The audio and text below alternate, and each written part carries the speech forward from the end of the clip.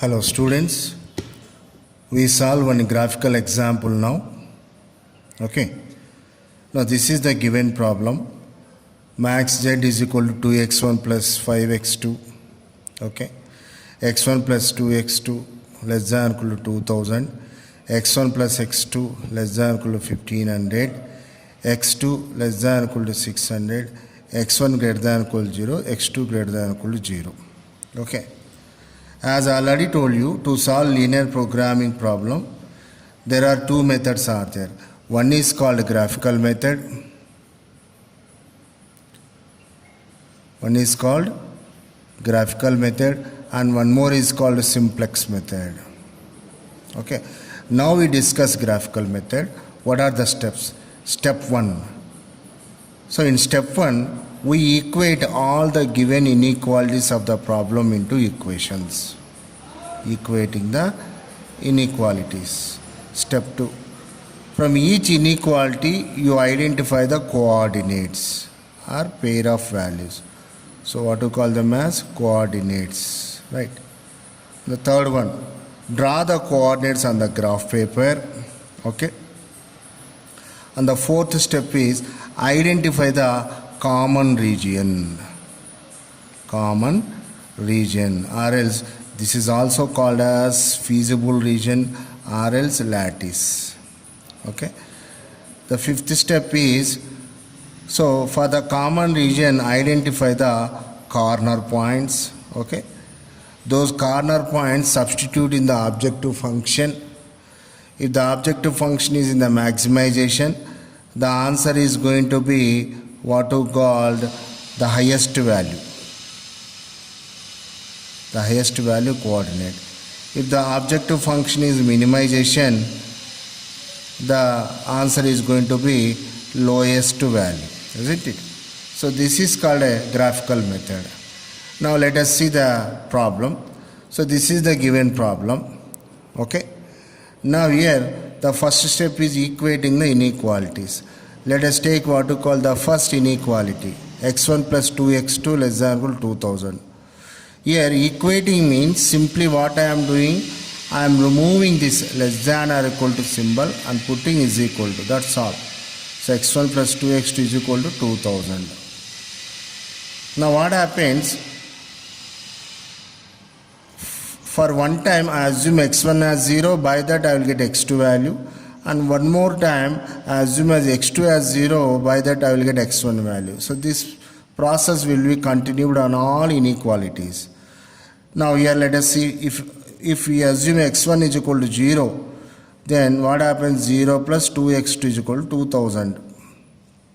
Then what happened x2, so 2000 by 2, it's nothing but 1000.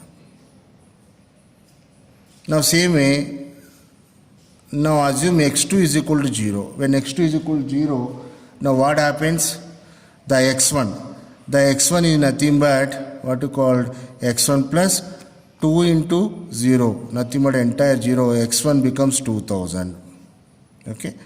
Now from this line, what is the coordinate you are going to get? The coordinate you are going to get is nothing but, it's nothing but x1 comma x2 is equal to 2000 comma 1000. Order is very, very important. So x1 value, first value, x2 value is the second value.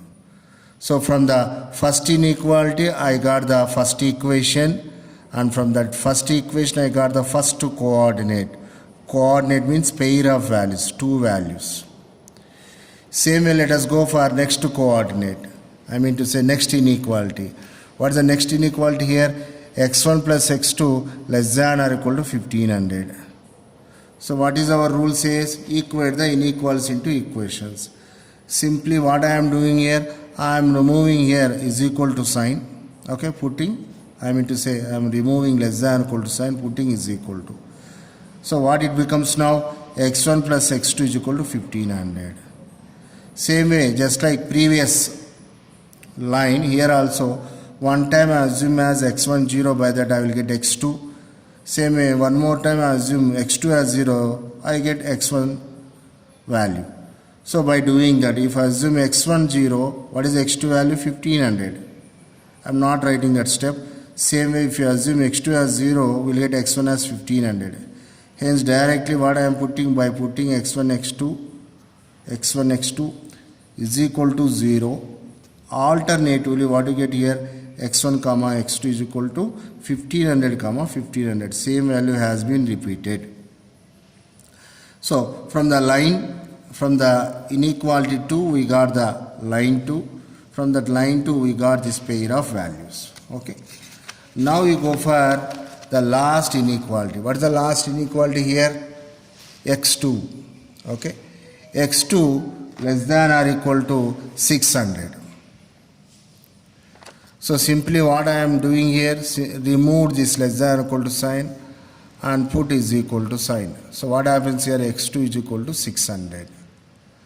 Now whenever only x2 is given, what about x1 means its value is 0. That's why from this line, what happens, x1, x2 coordinate, x1 is not given means 0 value, and x2, what is that, x2 becomes 600. Getting my point? So from 3 constraints, we got 3 lines. From 3 lines, we got 3 coordinates. Like that always, the number of constraints are equal to number of coordinates. Now what is the next step? Next step is nothing but going for drawing these coordinates on a graph paper. Okay, take a graph paper, create x-axis and y-axis, and divide the scale according to what you called the calculated coordinate values. This is very important logic. If you put big interval values, you get small graph. If you put small intervals, you get a big graph, but space may not be sufficient. That's why you have to practice this. So one logic here I can provide you. Observe coordinate values and see the maximum and the minimum coordinate values. Now here the maximum coordinate value is 2000. The minimum coordinate value is what? 600. So covering like that, what I preferred the scale would be 250, 500 like that. Like that, if you have big graph, you can even go for 200 or 100 like that. Okay, it all depends upon the graph paper. Now here what is my division? 250, 500, 750 like that on the x-axis. 250, 500, 750, okay, 1000 like that on the y-axis. Now I am going to denote the coordinates. Okay, let us take here the first 2 coordinates. What are the values? 2000, 1000. So what is the x1 value? 2000. That means on x-axis, okay, locate the 2000, and y-axis locate what you call 1500. Draw the what you called a line joining those 2 points. So this is the line. Okay, this is the line. Okay. After joining the line immediately, you have to carefully observe one point. Now for this line, what is the region which belongs to this line? Okay.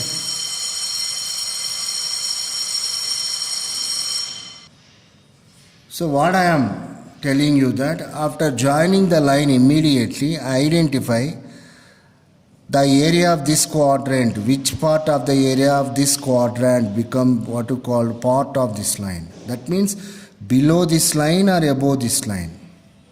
Okay, below this line or above this line. So for that one you need to observe the actual form of this what you called condition or the constraint. What is the actual form of the constraint? Less than or equal to. Less than means below this line. That's why what I am putting here, I am putting arrow mark downward towards 0. Be careful. Let us suppose that the constraint is greater than or equal to. Then what I can put the arrow mark? I can put the arrow mark in opposite direction to the 0, upwards. Same way, let us go for drawing the second line. What is the second line? 1500 and 1500. So I denoting 1500 and 1500. Okay, this line. Be careful, observe. Now again here, you need to identify which part of this plane belongs to this particular line, line 2. Again, the original form is less than or equal to only. So that indicates that the arrow mark should be downwards pointing to 0. If greater than or equal to condition is there, that indicates that opposite to 0, the arrow mark should be upward. So pointing arrow mark is very, very important because to find the feasible region at the end. Okay. Now go for the third one. What is that? The third line. So x2 is equal to 600. What are the coordinates? 0, 600. What is x1 coordinate? 0. And what is x2 coordinate? 600. So how to draw this one? Draw a line parallel to the x-axis. Again, the original form of this line is less than or equal to. Hence, the arrow mark is downward towards 0. Towards 0. Now, after locating the direction of all the arrow marks, now you need to identify what is that region, area, place in this plane which belongs to all these three lines. That is called common region. It's just like sharing a property of what you called property by sons of any father. Let us suppose that for a father, 3 sons are there. Sometimes what happens, 1 or 2 properties will be there. They need to use that property commonly. Like that here, if you observe, okay, from here if I go, yes, this point belongs to all the 3 lines. Again up to here. Now you will be doubtful whether this point belongs to all the 3 lines or this point. If you consider this point, what happens? This belongs to only 2 lines. But what is our condition? Point should belong to all the 3 lines. That's why this is the considerable point. There I am boldly expressed and given name as point A. Now again I have moved up. One more cut is there. So here given what you called pointed thickly and given the name as B. And here I can have the 2 points. This is 1 point and this is 1 more point. But if I go to this point, this belongs to only 2 lines. But this point belongs to 3 lines. Hence from here I move to here and name that point as C. And what you call from here again, how many ways are there? Up to this point and this point. Again, this is not the common point. So what is the common point is going to be? This is going to be the common point. Understand? So from here I move to up to here, okay, and given its name as D. Now I shaded that common region. So different styles are there. You can observe this one in the what you call textbooks, or else you can download some material from internet also. Now be careful here. Plane is there. Here also plane is there. This small part is also plane. I am not shading that. If I shade these 3 parts, the problem is wrong. Only the shaded area is the property which belongs to all these 3 lines. Now identifying coordinates for each point. What is the first point? 0. Obviously the 0 coordinates are 0, 0. Next point is A. A coordinates are it exactly match to 1500. Yes, x1 value is 1500. Then what about matched on the x-axis? Hence there is no y value. The y value is going to be 0. Now what is the B point?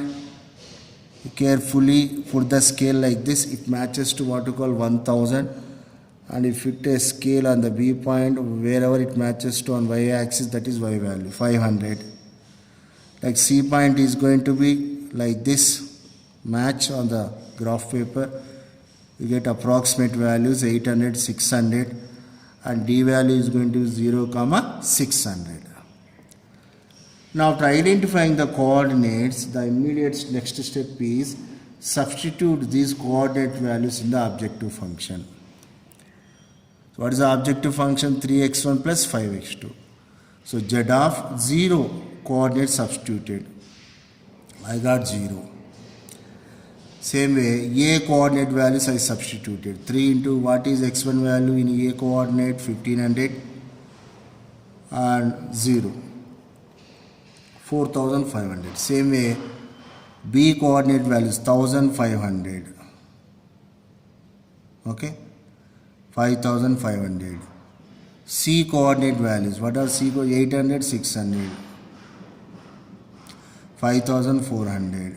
And D coordinate values by substituting the objective function. What are D? 0, 6, 3000. But what is the objective function? Maximum. Hence, in these values, where you got the maximum value? 4500, 5500, 5400, 3000. The maximum value is this one. Hence, I rounded off this. These corresponding values are answers of the given problem. That means 1000 becomes now x1 and x2 becomes 500. Then what is the actual answer of this one? Nothing but 5500 monetary units. So this is called the graphical method. Right. Now let us suppose that here the problem is of what is called having greater than or equal to condition. 2x1 plus, okay, 5x2 greater than or equal to, let us suppose that some 10. Same way, 3x1 plus 3x2, okay, less than or equal to 9. So for this one, as you know very well, the condition is greater than or equal to. Let us suppose that the values are like this. The arrow mark will be upward direction. This is going to be line 1. And let us suppose that one more point I got like this, okay. Now here the condition is less than or equal, hence the arrow mark is towards 0. This is going to line 2. This is upward, this is downward. Is there any common region? There is no common region for this problem. Understand? That's why pointing out arrow marks are very, very important in the graphical problem. If the condition is greater than or equal to, opposite to 0, upward you point out the arrow. The condition is less than or equal to towards 0, downward you point out the arrow. Okay. Again you come back. Okay. Now let us suppose that here instead of 5500, minus 5500 is there. So whenever a negative value is there, that you cannot be considered. If the minus 5500 is the answer, is the value, then the answer is going to be positive 5400. Why? Because the negative values in the linear programming problems never be considered. This is a very, very important. But in this problem, all are positives.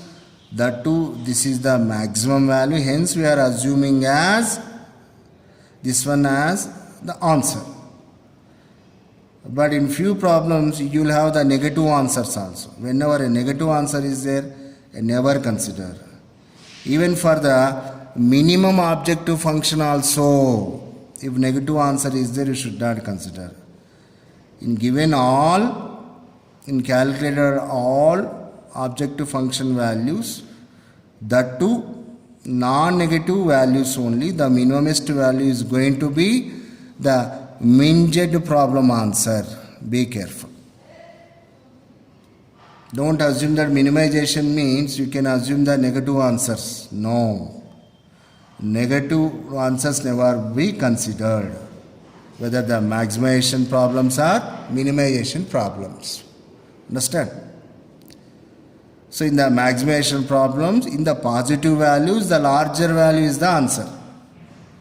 In the minimization LPPs, in all the positive values, the minimum value is going to be the answer. Never be a negative value considered as the answer. Okay.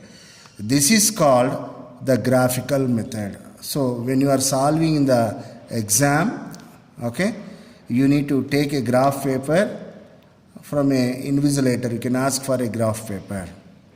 Remember that the graphical method is applicable whenever only two variables are there. Let us suppose that one more variable is there, plus 5x3 or 4x3 or like that. then the method can be applied is simplex method, isn't it? That's why simplex method is known as more powerful method. There is no limitation in the number of variables. So by using simplex method, even you can solve 2 variable problems also. But the only limitation is there for graphical problems. These problems are useful to solve whenever only what you called 2 variables are there. If more than 2 variables and as well as only 2 variables, you can use simplex method. Okay, thank you.